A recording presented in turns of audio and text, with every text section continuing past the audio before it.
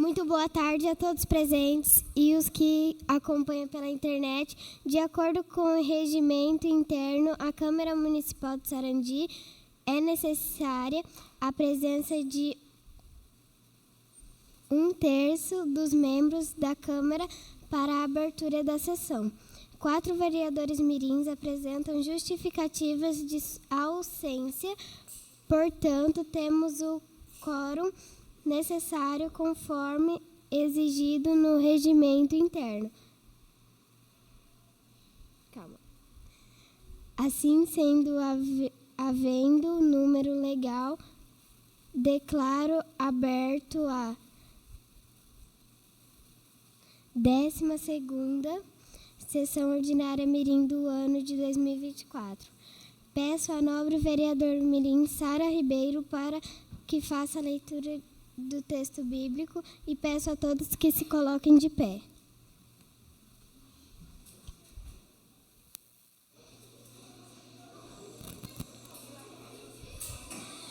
Hebreus capítulo 4, versículo 12.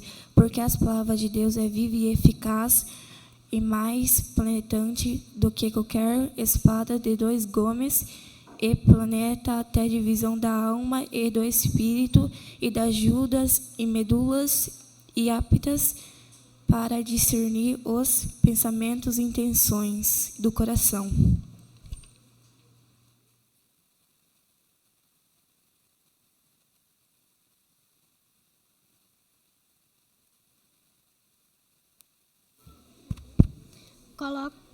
Coloco a ata da 11ª sessão ordinária do dia 5 de novembro de 2024 para aprovação, não havendo pedidos de impugnação ou retificação. A referida ata está aprovada. Gostaria de cumprimentar as autoridades aqui presentes. Coordenador da Escola Mercedes Romero Panzeri, da Secretaria de Educação, aos alunos e os professores da Anchieta.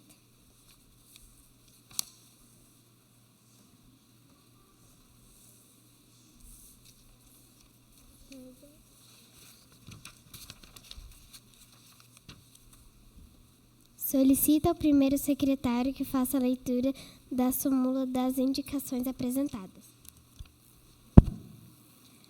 Indicação número 132, 2024, da vereadora Mirim Beatriz.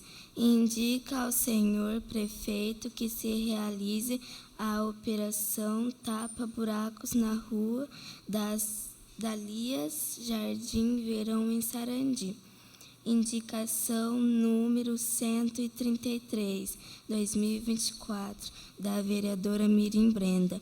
Indica ao senhor prefeito que realize o conserto da iluminação do poste localizado em frente à casa número 345, na Rua das Tulipas, Jardim Verão, em Sarandi. Indicação número 134, 2024, do vereador Mirim Davi. Indica ao senhor prefeito que instale placas de sinalização proibida estacionar em frente aos prédios públicos. Indicação número 135, 2024, do vereador Mirim Davi.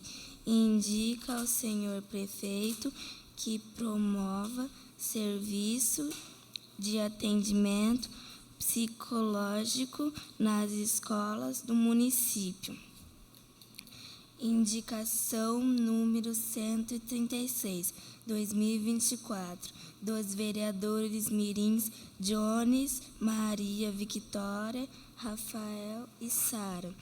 Indica ao senhor prefeito que realize a implementação de um projeto social denominado Hora do Silêncio, em supermercados e demais estabelecimentos comerciais.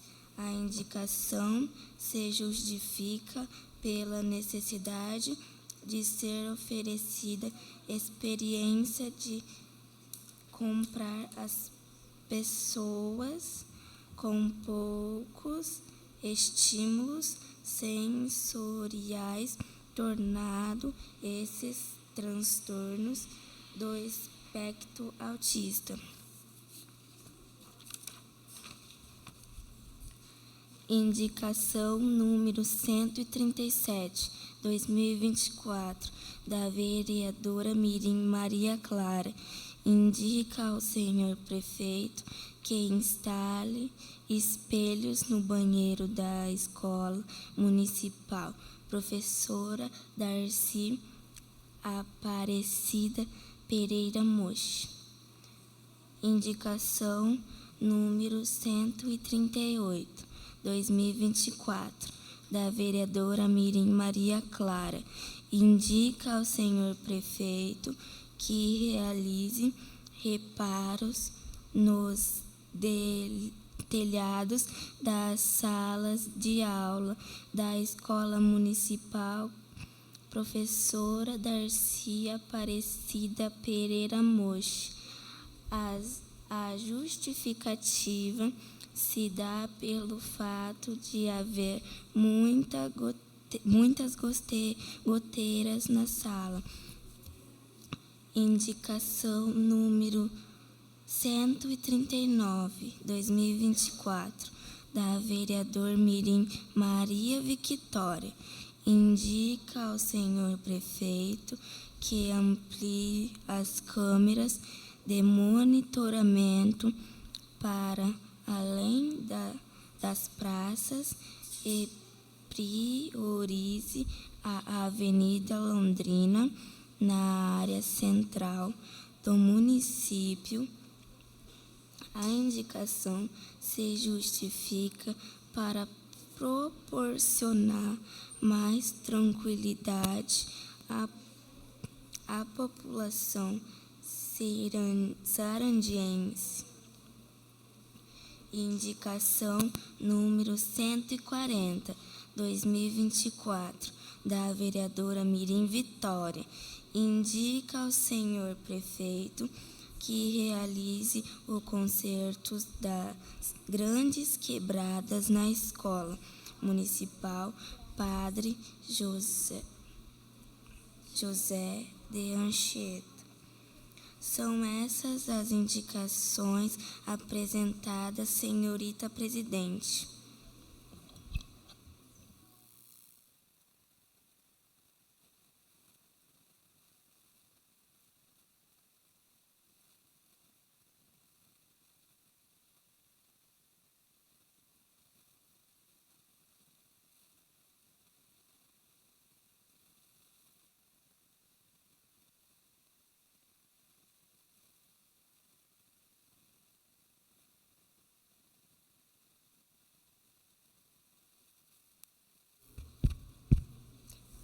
Considerando as indicações apresentadas estão de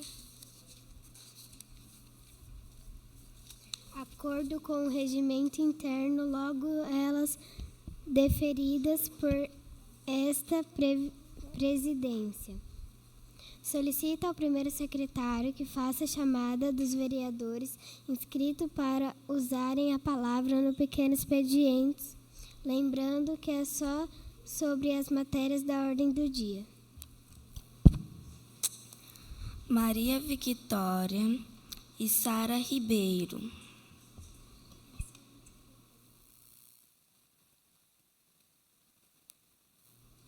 Eu queria falar sobre as câmeras de segurança, porque várias pessoas vão roubadas e nunca tem o que fazer.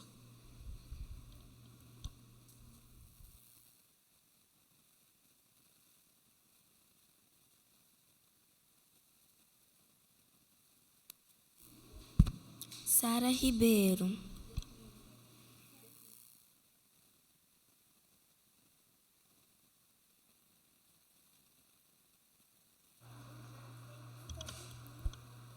Pode começar.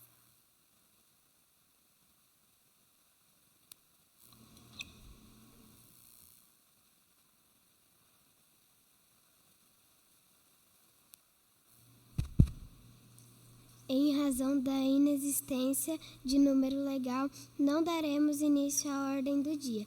Convido ao senhor Valdecir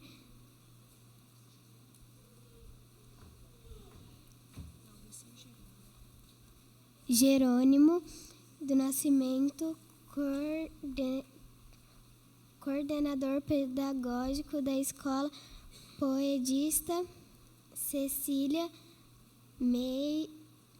Meires, para se dirigir à tribuna e fazer o uso da palavra sobre o Dia Nacional de Zumbi e da Consciência Negra, comemorando nacionalmente no dia 20 de novembro.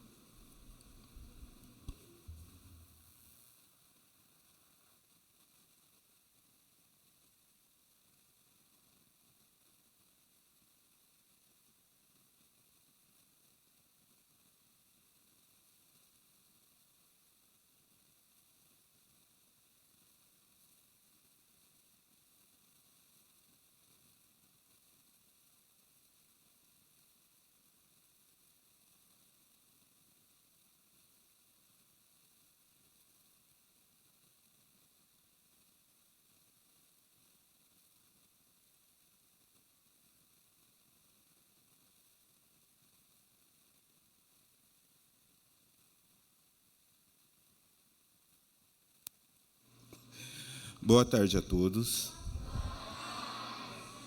Como a secretária colocou, meu nome é Valdecir, eu sou coordenador pedagógico da Escola Cecília Meirelles, aqui em Sarandi, há 6 anos como coordenador, e o ano que vem fazem 20 anos que eu entrei na rede de educação como professor, hoje coordenador. E hoje eu vim conversar um pouco com vocês sobre amanhã, 20 de novembro, o Dia da Consciência Negra, conversar um pouco sobre o que é consciência negra.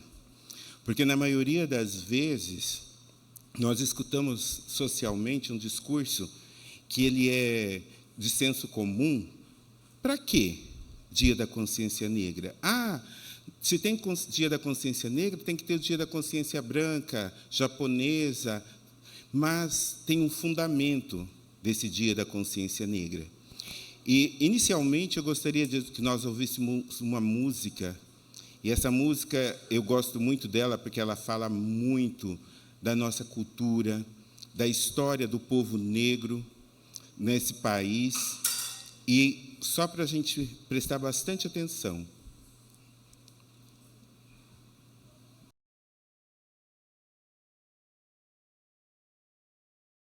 E é pensando nisso, negro livre não tem mais senhor, é que nós temos que olhar para esse 20 de novembro. O ano era 1695. Um grupo de negros que havia fugido de seus senhores encontrou paz, liberdade e justiça social no Quilombo dos Palmares. Mas a liberdade daqueles negros contrariava os interesses do capital, e jamais os poderosos podiam deixar aquela sociedade sobreviver. E foi assim que, em 20 de novembro de 1695, homens com canhões e espingardas invadiram Palmares. E mulheres, crianças e homens foram brutalmente assassinados. Entre eles, nosso mártir, Zumbi dos Palmares. E nos deixou uma lição: nunca sonhe com uma sociedade justa. Então, 20 de novembro, quando nós paramos para pensar, temos que olhar para todo esse contexto histórico que nós tivemos. Um contexto de violência, de assassinatos, um contexto de injustiça social. E quando nós estamos aqui parados numa sociedade quase 200 anos depois do que aconteceu, e observamos que muitos negros ainda lutam por justiça social, muitos negros ainda lutam por um mundo melhor. E hoje, na sociedade, quando nós pensamos num mundo melhor, não é um mundo melhor somente para a pessoa negra, é um mundo melhor para todos. Então, quando nós pensamos que, olha, o 20 de novembro, quando nós pensamos em toda a cultura que o povo negro deixou para nós nessa sociedade, não é para nós negros, mas para todos nós. Porque nós somos uma sociedade miscigenada.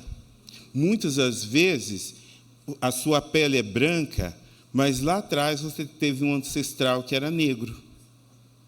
Talvez tão negro quanto eu, até mais negro do que eu. Mas, com o passar dos anos da miscigenação, a gente foi mudando. Quando nós chegamos aqui, a Gisele e a Marcelene falavam para mim, olha, vai estar a escola Darcy e a escola Mercedes, E é muito interessante, porque, assim, a escola Mercedes foi a primeira escola que eu entrei como concursado, substituindo uma professora. E a Darcy foi a escola que eu fui para trabalhar, porque o meu padrão estava lá. Então, assim, é a primeira vez que eu venho na Câmara de Vereadores falar sobre a questão da identidade negra. E é interessante como as duas escolas que eu comecei estão aqui.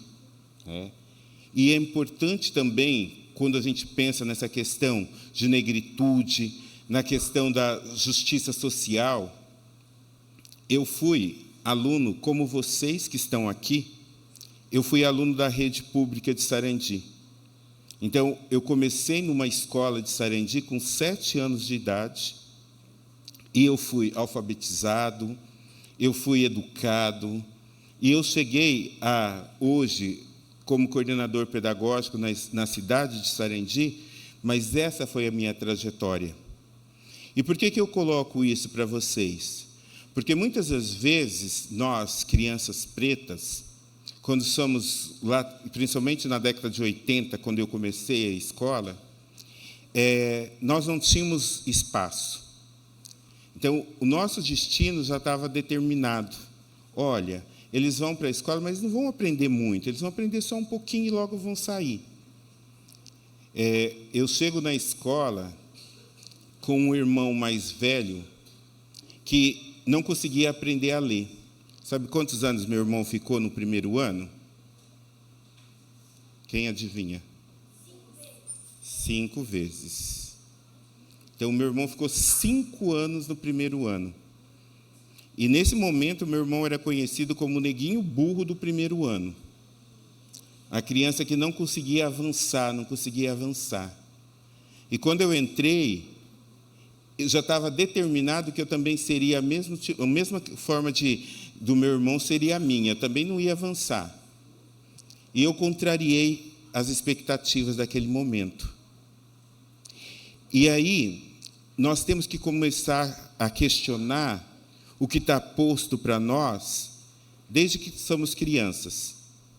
Por isso que no começo da minha fala, eu falei assim, olha, quando a gente vai discutir consciência negra, ela tem que ir muito além da cor da minha pele. Porque o racismo, na maioria das vezes, a gente acha assim, ô neguinho, o moleque me chamou de preto, mãe. A mãe vai na escola e faz um barraco, não pode falar que o meu filho é preto. E aí o racismo ele vai muito além. Nós chamamos, dentro dos estudos, do racismo estrutural. O que é o racismo estrutural? Só de olhar para você, eu já determino o que vai ser o seu futuro. Então, olha só, o menino negro, ele não vai conseguir passar do primeiro ano. Ou o menino negro, ele vai ser bandido na sociedade. Isso ficou impregnado na sociedade durante décadas. E isso a gente só conseguiu mudar por meio da discussão, da análise, da reflexão. Eu tinha uma pessoa que eu conheci alguns anos atrás, que ela dizia assim, enquanto os leões não tiverem seus próprios historiadores, em história de caçada, os caçadores sempre serão os vencedores. O que isso quer dizer? Que enquanto você, jovem, criança, não contar a sua própria história, sempre a história vai ser a do vencedor. Então, estar aqui, ou fazer o trabalho que eu faço, seja na rede municipal de educação, seja fazendo as palestras em vários lugares, é tentar fazer essa mudança de paradigma. Dizer, olha, eu não vou, na minha história, eu vou ser o protagonista. Não vou deixar que outros contem a minha história. Aí eu pergunto para cada um de vocês que está aqui, quem vai contar a sua história?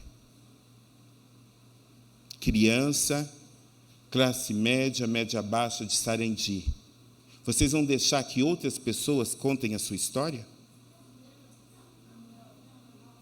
Nós estamos aqui numa casa de leis. E é muito importante quando nós refletimos sobre a questão de leis durante esses últimos 135 anos.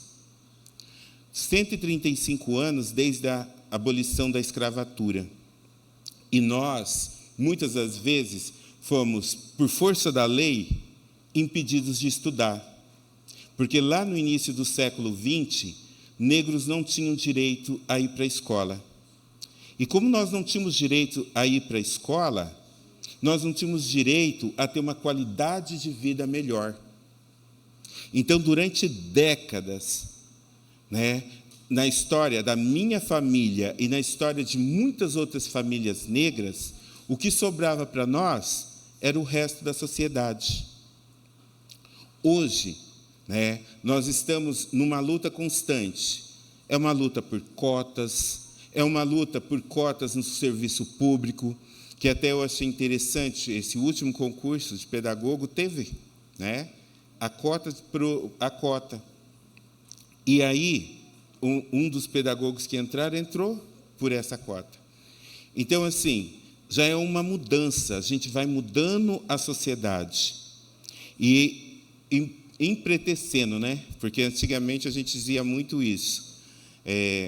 As crianças só vão conseguir olhar para as pessoas de pele preta de uma forma diferente quando elas se vê, dentro dos espaços da escola, pessoas negras. Hoje, quando muitas das vezes tem algumas famílias que dizem para mim assim, nossa, como meu filho gosta de você. Eu tenho certeza que essa criança, quando ela ficar adulta ou adolescente, ela não vai ver mais uma pessoa da cor da minha pele e vai sair correndo. Por quê? Porque ela teve contato com pessoas e viu que pessoas negras não são o homem do saco, não é a pessoa que vai produzir a maldade na sociedade. Então, o 20 de novembro é um dia de luta. De luta para nós, pessoas negras. É um dia de luta para as pessoas brancas também. Então, o dia de 20 de novembro, presidente, é um dia histórico, de transformação. Esse é o primeiro ano que é um feriado nacional. E amanhã ainda eu falava para o pessoal, amanhã vai ser um dia que vai ter muito trabalho. Por quê? Porque nós não podemos deixar que esse 20 de novembro se transforme numa data folclórica. É uma data de luta, de transformação, onde que nós vamos mostrar a cultura do povo negro, nós vamos mostrar a inteligência desse povo, porque durante muito tempo foi visto que esse povo, dentro do Brasil e no mundo, não era capaz de ter condições intelectuais para poder avançar socialmente. Hoje nós observamos, todos nós, independente da cor da nossa pele, temos condições de serem professores, advogados, médicos, engenheiros, padres. e, quem sabe, no futuro, presidente da República. E não é a cor da minha pele que vai determinar quem eu sou, mas é a minha capacidade, a minha vontade de um mundo melhor. Hoje eu vejo, nesses 20 anos, pessoas que chegam em mim e falam assim: obrigado, professor, eu entrei em Direito. Obrigado, professor, eu sou engenheiro.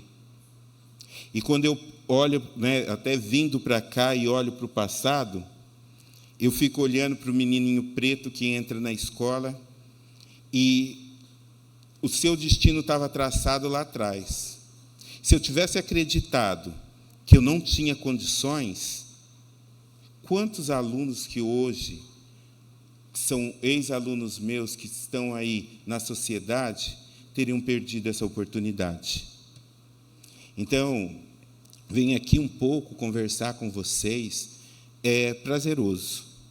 É prazeroso estar nessa Casa de Leis, que eu concorri, na última eleição. E a gente está aqui falando um pouco da nossa cultura. Porque ser negro é ser cultura. Nós temos muita força.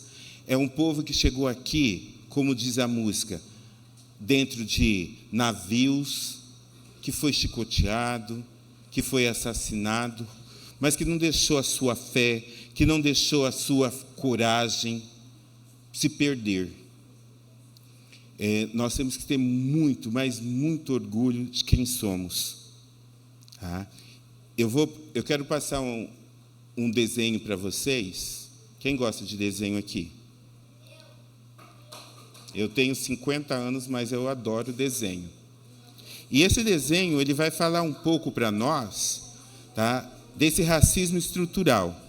E depois dele, eu fecho a minha fala. Tudo bem? Só que tem que prestar muita atenção, hein?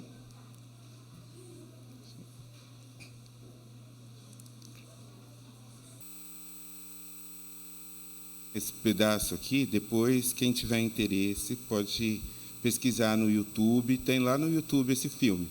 É o episódio 8 do Super Choque. E, assim, o que eu gosto desse episódio é porque ele toca bem na ferida daquilo que é o racismo estrutural, que é o olhar negativo que você tem sobre o outro. Você não conhece, você não sabe a história do outro, mas pela aparência dele, você já julga que ele não é boa pessoa. Então, assim, eu estou dentro da escola, que nem eu falei para vocês, há 20 anos. Eu falo que hoje as crianças são 1000 vezes melhores do que as crianças da minha época, porque as crianças da minha época, elas eram maldosas. Eu sofri muito, mas muito, com visões pejorativas dentro da escola. E hoje eu não vejo isso acontecer. Mas é uma luta. Lutar contra o racismo é uma luta constante, dentro e fora da escola. Aqui vocês observaram que o amigo não levava o outro para a casa dele, porque ele já sabia como que o pai pensava. E o dia que ele levou o amigo foi o dia que o pai estava trabalhando. Então, ele já foi estratégico para que o amigo fosse até a casa no momento que o pai não ia ver. Então, assim, quantos de nós, temos que lutar contra o racismo? Só eu, que sou preto, só os professores, os coordenadores, os vereadores que são negros que têm que lutar contra o racismo? Todos nós, não é?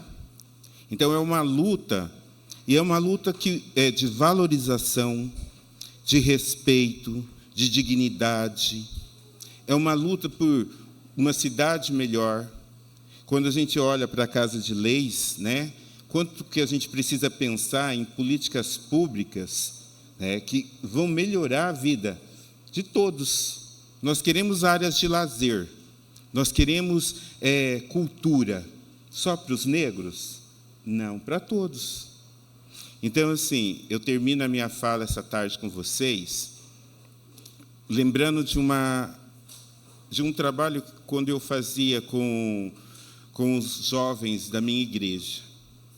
Então, tinha uma oração que a gente fazia, que a oração era da seguinte forma: um bambu lindo e formoso, que vivia num lugar bem bonito, e ele era o bambu mais lindo que existia. Um dia, o Senhor pegou e chegou no bambu e falou: eu preciso de ti. Só que o bambu, para ser usado pelo Senhor, ele precisava ser cortado. E o bambu não queria ser cortado, porque ele ia deixar de ser esplendoroso, de ser bonito. Então, o que o Senhor fez? Tentou, de todas as formas, convencer o bambu que, para ele ser útil, ele precisava ser cortado. E, com muito custo, o bambu deixou ser cortado. E, quando o bambu foi cortado, o Senhor colocou ele numa fonte de água, e daquela fonte de água, aquele bambu que vocês já viram o bambu cortado, né? Ele virou uma fonte. E ele regou um campo enorme. E desse campo nasceu muito arroz. E muita gente comeu desse arroz e matou a sua fome. O que eu deixo para vocês que são estudantes? Ontem eu perguntava para os alunos da minha escola: vocês são alunos ou vocês são estudantes? Alunos? Qual que é a diferença de um para o outro?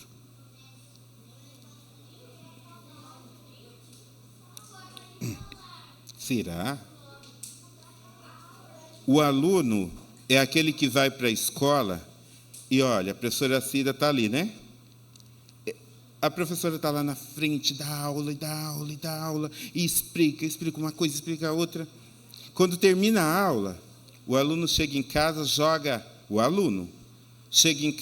a bolsa no canto ali, e só vai pegar a bolsa no outro dia, a 12h55, porque daí bate o sinal 1h, 12h55, ele vai procurar: meu Deus, mãe, aonde que está a minha bolsa? O aluno. O estudante é aquele que pegou tudo que a professora deu, chegou em casa, vai estudar, vai pesquisar um pouco mais, vai aprender, e no outro dia chega: professora, sabe aquilo que você estava falando? Então, eu fui lá e eu estudei isso, isso, isso e isso. E esse estudante, como bambu, é aquele que vai se transformar em alimento para muita gente, que vai fazer com que muitas outras pessoas cresçam no seu conhecimento, cresça na sua inteligência, cresça no seu amor ao próximo.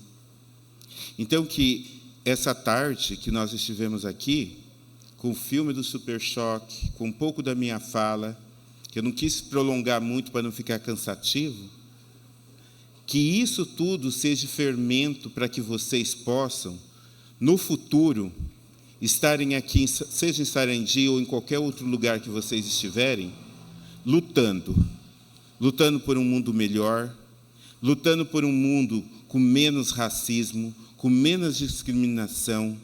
E a nossa luta é contra todo tipo de discriminação. Seja a discriminação da pele, seja a discriminação do olhar pejorativo sobre a mulher, seja da discriminação da questão social. Então, essa é a nossa luta. Tá certo? Muito obrigado.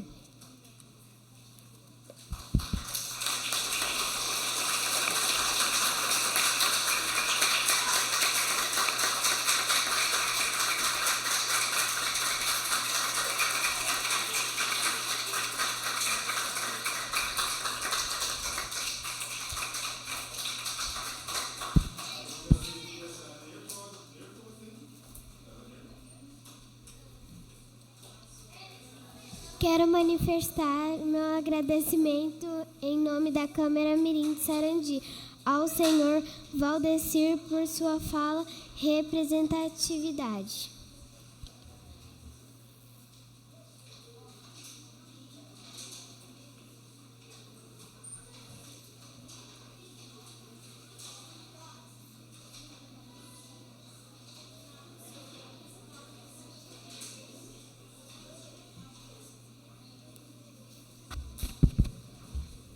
Gostaria de informar que no próximo dia 11 de dezembro, às 19 horas, ocorrerá a sessão